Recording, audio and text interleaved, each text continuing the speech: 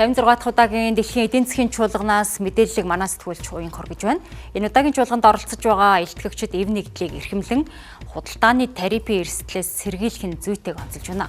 За мөн яг одоо Америк нэгдсэн улсын ерөнхийлөгч Трамп тухайн чуулганд оролцох юм а. НТV-ийн сурвалжлагыг үзэгч та бүхэн мэдээллийг дэлхийн эдийн засгийн форум болж байгаа Швейцарын Давос хотноос хүргэж байна. За энэ удаагийн дэлхийн эдийн засгийн форумаар яригдж байгаа гол зүйл нь бол гадаад бодлого, худалдаа, тарифын бодлого гэх мэт эдгээр асуудалтай холбоотойгоор ерөөдөө гол цөм нь бол EV-ийг эрхэмлэе гэдэг утгатайгаар бол өрнөж байна гэж ойлгож байна. За мөн өнөөдрийн хувьд гэхэд Microsoft-ийн гүйцэтгэх захирал бол AI-ийн холбоотой бол бэлтгэл тавьсан. За ингэхдээ бол аль болох AI-г ашиглаад хүмүүсийн амьдралын чанарыг сайжруулахад илүү анхаарах нь зүйтэй гэж онцолсон бол бүгд найрамдах хятад улсын дэд ерхий сайд худалдааны асуудлаар бол илтгэл тавьсан. За ингэхдээ бусдыг буруутгахгүй хамтран ажиллах хэрэгтэй.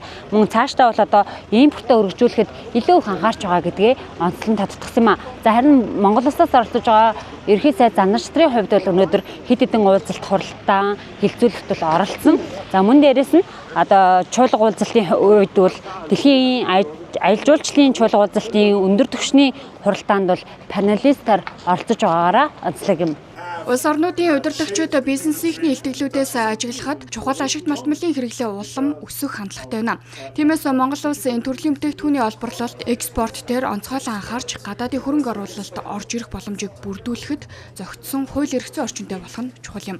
Дэлхийн эдийн засгийн чуулганаар гадаад бодлого, худалдаа, техник, олон талын хамтын ажиллагаанд илүү нээлттэй, үр дүнтэй хэрэгцээг эрчимжүүлэх хэрэгтэйг илтгэлүүдэд дурдж байлаа. Монгол улсын ерхий сайд Зандан шатар дэлхийн аялал жуулчлалын чуулга уулзалтын өндөр түвшний хуралдаанд үг хэлсэн. За тэрээр уулуурхаан хэд хамааралтай эдийн засгийн орлогыг төрөлжүүлэхэд аялал жуулчлалын салбарыг хөгжүүлэх нь чухал болохыг онцлсан юм а. Монгол улс аялал жуулчлалаа дэмжихийн тулд визийн хөнгөлөлт, агарын тээврийн либералчлал, хил дамсан хамтын ажиллагаа, мөн Go Mongolia үндэсний брендинг болон Монголд зочлох жил зэрэг бодлогын үйл ажиллагаануудыг хэрэгжүүлж байна.